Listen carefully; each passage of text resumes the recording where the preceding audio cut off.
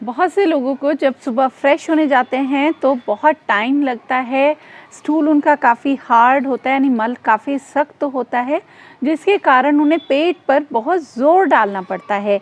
तो इससे आपको फ़ायदे की जगह कई बार नुकसान हो सकता है। अगर आप डेली पेट को ज़ोर डालेंगे मल को त्यागने के लिए, तो ये आपको हर्निया जैसी प्रॉब्लम का एक कारण बन सकता है, या बवासीर का भी कारण जो है, निरंतर कब्ज़ का बने रहना होता है।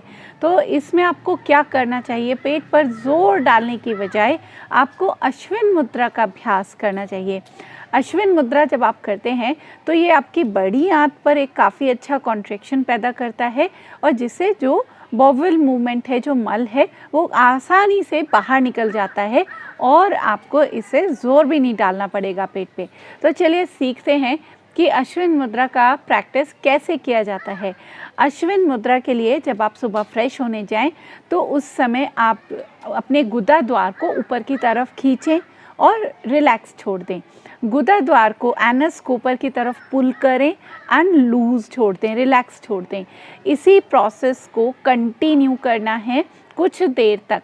तो जैसे ही आप अश्विन मुद्रा का प्रैक्टिस करेंगे कुछ देर तक, तो इससे आपकी बड़ी आंत में काफ़ी अच्छा एक मूवमेंट आएगा, और जो मल है वो बहुत आसानी से बाहर की तरफ मूव कर जाएगा, और आपको बिना किसी दिक्कत के, बिना ज़ोर लगाए आप अपनी कब्ज़ की शिकायत को भी दूर कर सकते हैं, और जो मल सख्त रह के बाहर नहीं आता उसको भी आपको दिक्कत नहीं होगी।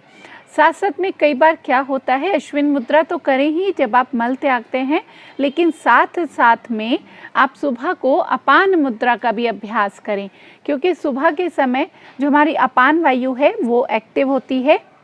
अपान वायु का काम होता है नाभि से नीचे की तरफ जो भी एक्सक्रीट है, वेस्ट, उनको बाहर निकालने का।